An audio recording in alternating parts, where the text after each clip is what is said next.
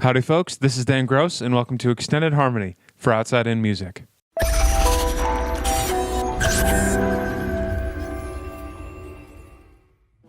Outside In Music is a record label and a media company that connects jazz artists with their passionate fan bases. Please visit us at our website, outsideinmusic.com, where you can see our artists, their recent releases, our podcasts, video interviews, and links to get in touch with us.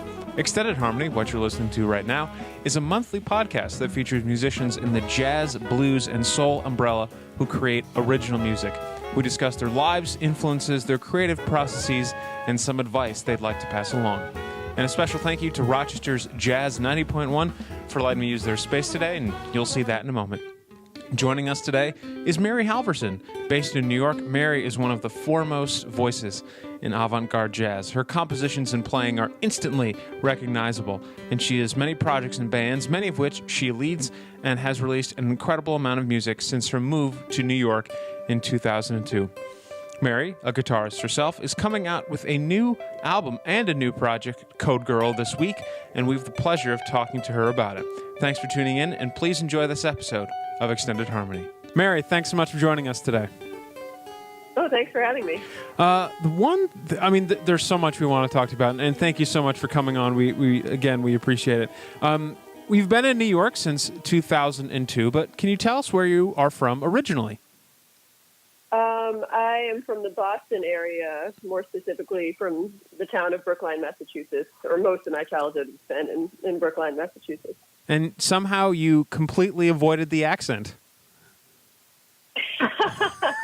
Well, my mom has the accent.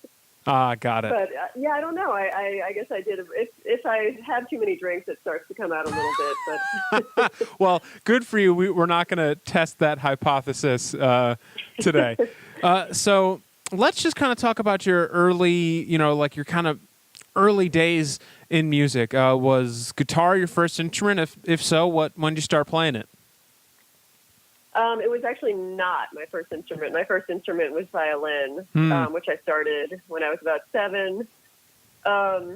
Basically got a little bored with it, but still wanted to do music. So I decided to pick up the guitar, and I was probably about 11 years old when I made that switch. Right. You needed 2 more strings. Exactly. So what drew you to the guitar? Mostly Jimi Hendrix. I think I wanted to play rock. I didn't want to play classical, and I had gotten into Jimi Hendrix around that time, and guitar just seemed cool. Well, and I was going to say, guitar is very cool. Yeah. And I think we all have a Jimi Hendrix phase, too. So obviously you don't play a lot of Jimi Hendrix nowadays, or at least you might, but you don't advertise it too much if you do. Right. We'll sort of talk about the development of the avant-garde jazz stuff and some of the newer stuff you do. But what drew you to jazz originally? I mean, I know you got in because of Hendrix, but what drew you to start playing jazz? Well, my dad had a really nice jazz record collection.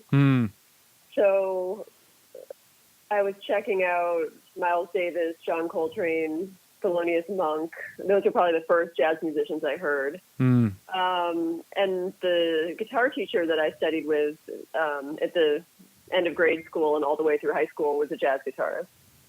So he kind of started teaching me jazz. So it wasn't that I was drawn to jazz immediately. It was more that I was around it and I was being taught standards, and the more I learned it, the more interested I became. So it was sort of a gradual falling into it. Mm-hmm. Now, did you go to any formal, I mean, you mentioned a guitar teacher, but did you go to university for music as well? I did, in a sense. I went to Wesleyan University, which is a liberal arts school, but I majored in music there and studied there. And I also did a year at the New School, the jazz school in New York.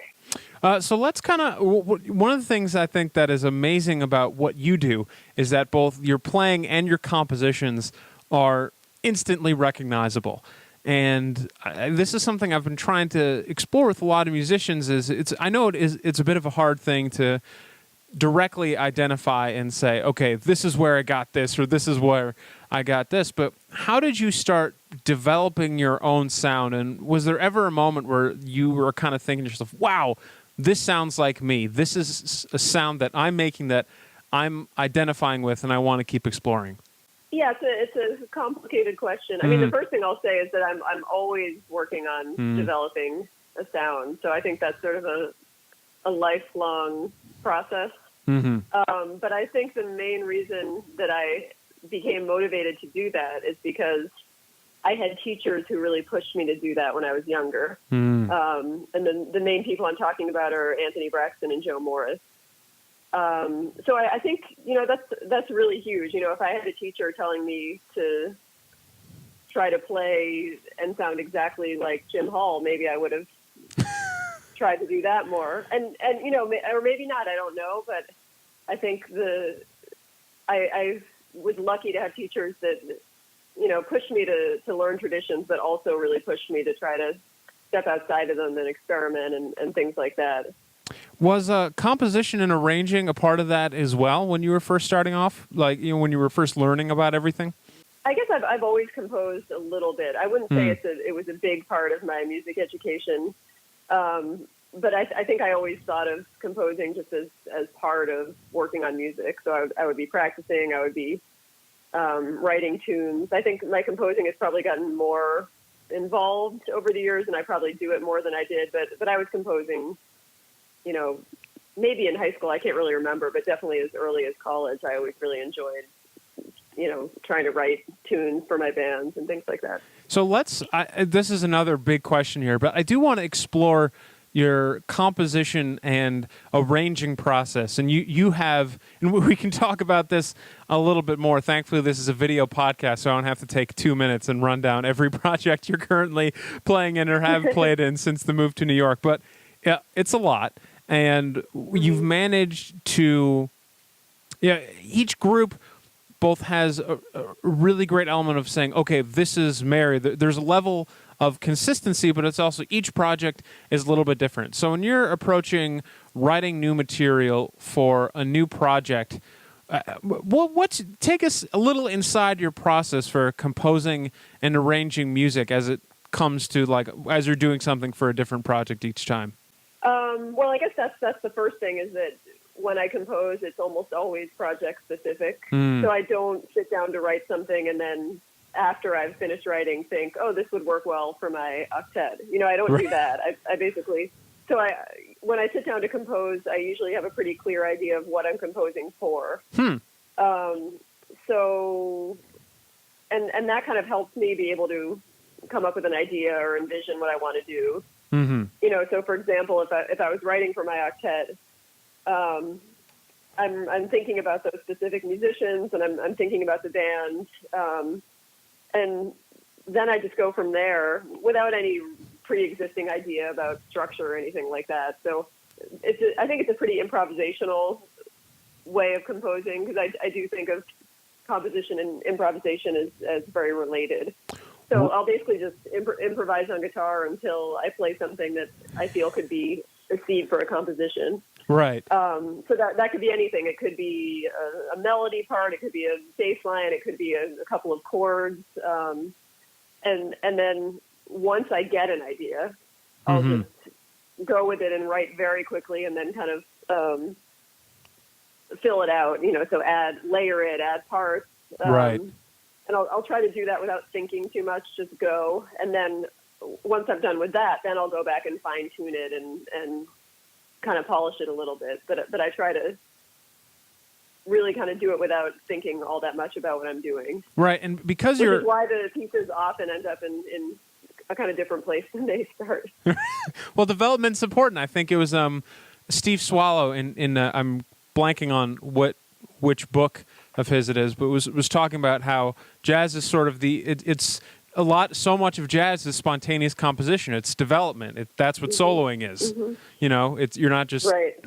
I mean, there's a sense of pulling out of thin air, but it's all based on what you know, based upon the general idioms of the music. And I want to explore this a little bit more. So when you're composing, do you have are you kind of sitting down and say, okay, I am working on this piece for my duo project, Secret Keeper with Stefan Krupp on bass, or for Code Girl. Did that rep come out because, say, you had this lineup that you really liked, and then you wrote for that lineup, or sometimes when you're composing, you say, oh, you know what? This is more suited to a different project. You have to put yourself in the mindset of each project each time. Is there stuff you save for later? Yeah, I think I pretty much always decide which project I'm going for. So, and with the case of Code Girl, it's a little bit of a different process because I wrote lyrics. Whoa, big step. But with that, it's very clear, because I have the lyrics, and the lyrics come first. So I'll write the lyrics, and then I know I'm composing for that band, and I have the set of lyrics, and I'll compose the music around the lyrics. Very cool. I'm trying to fit the music to fit the lyrics as opposed to vice versa. Right, and we'll talk a little bit more about Code Girl as we move along in the interview. And this is a sort of a big picture question. We're talking a lot about all of the things you do and how you have to almost code switch between playing in different ensembles and writing in different ensembles. Looking at your website and seeing how many, the dozens of albums you've recorded and all of the groups you're in, it's all the records are on so many different labels. The bands are, have a really wide mix of musicians. There are some you regularly play with more. But why do it this way? What about doing all of these groups and having all these different projects appeals to you as a musician? And what are you getting out of operating that way? I think for me, it keeps life interesting, and it also keeps me growing and developing. Yeah. Because I think it's a big part of how I learn. Right. Is working with different musicians that inspire me, and trying to figure out how to interpret their music, or you learn a lot from all these different things. So I think for me, I wouldn't want to be doing only the same group all the time. I really enjoy the variety. And I think it also probably seems more overwhelming than it is, because in reality, like not all those groups are working all the time, Right. I was going to say, because this month, go ahead. This month alone, I'm probably only doing like 2 groups, so it's like you have the music and you refresh what you need to learn when the gig's coming up. And so right. I think it seems crazier than it is. I think most musicians these days kind of have that type of thing where you're, it's like the ultimate freelance thing. Like you're doing a billion different things. Mary, I can relate. Exactly. So the other thing I wanted to pick your brain on is you had the opportunity to go on NPR's Tiny Desk in its much earlier stages. It looks very different now, and you were on with the Mary Halvorson Quintet. Can you tell us about that experience? Yeah, it was amazing. It was such a cool experience, and I remember it well, even though it was several years ago.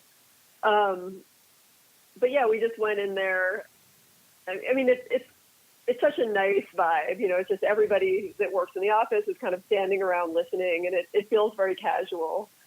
And I think because of that, some interesting things happen that might not happen in a normal concert setting. It's often very stripped down too. It's not like you're mic'd up, and a lot of people only had, partial setups. I don't even think there was a full drum set or anything like that. Mm-hmm. But yeah, I love that series too. I like watching the Tiny Desk concerts, and yeah, it was a lot of fun. Well, I'm glad to hear that it's fun. Because, I mean, not that it looks stressful, but, sometimes you can't tell. Before we get into our discussion of Code Girl, I do want to touch upon one of your more recent projects. Paimon Mary Halvorson Quartet plays Masada Book 2. And this is based on one of John Zorn's project, Masada, where he really taps in to his Jewish heritage, and he's mixing a lot of Jewish and Hebrew music into what he's doing. And first of all, I want to ask you about what led you to pick the rep for this album. And then as a follow-up to that, John was also a producer on the album. And I really enjoy the album. And I remember looking through the liner notes and thinking, my God, this person is playing the rep by this person, and this person is the producer. So what was it? Yeah, I mean, that's how it works. He has a whole series of these albums. So the one that I did with my quartet, so basically, Zorn wrote all the Masada music, which, by the way, I'm a huge fan of. I've been a huge fan of Masada since I was a teenager, so it was really amazing to get to play that music. But he'll approach a group and ask, do you want to record it? And then, he gave me the tunes, I learned them, and I was really working with him. I would try to come up with arrangements and meet with the band, but he also had a lot of input, which was great. And the one I did, I think, was volume 32 of Book 2, which means there's been 32 of these records with different bands playing Masada Book 2. And now he's done Masada Book 3 as well. So, I mean, it's amazing. He's like probably one of the most prolific musicians, composers I've ever met. Yeah, that's pretty incredible. I mean, I don't want to say this to take anything away from him, but if anyone is listening and unfamiliar with this repertoire, the original songs are short. It's not like it's 10. You're doing your own arrangements of already like 10-minute through composed stuff. The Masada rep is on the shorter side, which gives you more room to interpret it as well. So I wanted to move on to Code Girl. This is the project that is coming out very, very soon. And as we've discussed a little bit, this is one of Mary's new projects. And because it's the new group and it's the new album by the first group, it is self-titled. So this is the album Code Girl by Code Girl. And we've talked a little bit about how it's different. There's a vocalist and you're writing the lyrics. But backing up a little bit, who are the musicians in the band and what drew you to working with them? So the singer is Amrita Kadambi, and then I also have Ambrose Ekinmuzuri on trumpet, Michael Formanek on bass, and Toma Fujiwara on drums. Mm-hmm. And I mean, the initial idea for doing this project for me was just thinking about the idea that I listen to a lot of music with lyrics and vocals, and I don't play that much music with lyrics and vocals, so it was sort of trying to explore that discrepancy or to see what it would be like to do my own take on that. And I've always written lyrics, occasionally. Just I enjoy working with words. I always really enjoy titling songs. Mm-hmm. And so it was sort of taking that a step further and trying to write a book of lyrics. And I have also set lyrics to music before and always really enjoyed that process. But this is the first time I had a dedicated singer where I was writing lyrics for that person. Yeah, and so can we go inside that process a little bit? I certainly feel this way as a musician. I love written word. I love spoken word. So to me, whenever I'm playing, I try to keep in mind the lyrics. So I can certainly appreciate that and wanting to do something where you're writing your own words. But that's sort of a tough thing. I mean, when you think about writing words and writing melodies for the words you've done, I mean, I don't want to quite use the word singer-songwriter in this sort of global sense, but most often, unless, but there's a lot of people who write their words to their own music. So what was it like for you writing your words and then having someone else sing it and working with her to figure out an interpretation or a way to do it that you both liked? I mean, it was a pretty cool process because Amrita is an incredible vocalist with a crazy range on her voice and also a crazy range of expression. She's a great improviser. She has studied all different kinds of music, and she's just a really unique singer. And, she really took the time to try to understand what these songs were about and get into the headspace of the songs. And she could do so much more with them than I could have if I was singing the songs. Right. So it was really exciting. It was exciting to kind of see how she took the material and how she interprets it. We've played a bunch of gigs now, and it's like every gig she's really singing it differently. I mean, she's playing written parts, but she's also improvising so much and around those parts. So yeah, it's been great. I've been really enjoying it, and it's pretty different than in my previous records. So it's also it's nice to try some different stuff. Yeah, and can you tell us about the record itself? What are like in the process of recording it? Well, I guess I wrote the music probably over the course of a year, and I was enjoying it enough that I wrote a double album. So it's actually 2 CDs. It's a lot of music. And we got together and rehearsed. We'd only done a couple gigs, really, at the time that we recorded it. But we had a few days to just rehearse and get it together, and then we just went into the studio and did it. So it was all pretty new at the time when we recorded it. But yeah, it was really intense. I just remember being exhausted when it was over. Yeah. But it's the whole thing has been really interesting. And then, now that we've been playing live shows, because like I said, we recorded the music pretty early on in the process of the band. We hadn't done very many gigs at that point. So it's really growing and changing every night now in the live rendition, which has been cool to see. Yeah. Well, maybe I don't want to this is not, maybe we can get a live album. That would be nice. I'm not saying you have to do that. This is no announcement in any way. That would just be cool. Well, Mary, thank you so much for your time. Really appreciate it. We got 2 more things left for you before we ask you the track you want us to play off the Code Girl. I like to end all of my interviews with this. It is a very simple yet complicated question, and whatever answer you would like to provide, we'd really appreciate it. Do you have any advice for aspiring artists? Well, I think for me, when I think of advice that was helpful for myself when I was in school and starting out with music, which this comes directly from Anthony Braxton, but that's okay. Which is really if you're not making mistakes, there's a problem. Yes.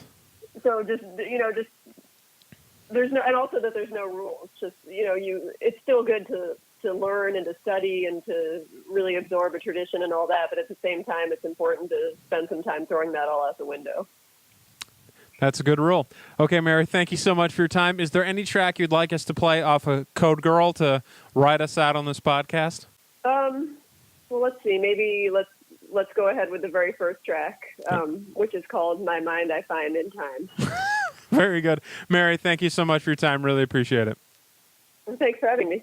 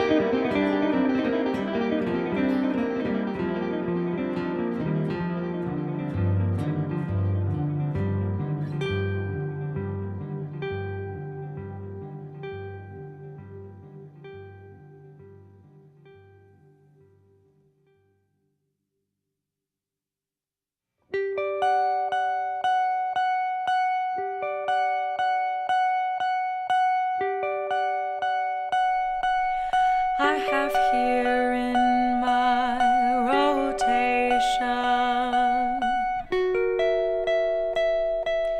It is not predictable. My mind, potential to deal a dangerous lie. It is not predictable. My mind, and if I disappear, it is for this.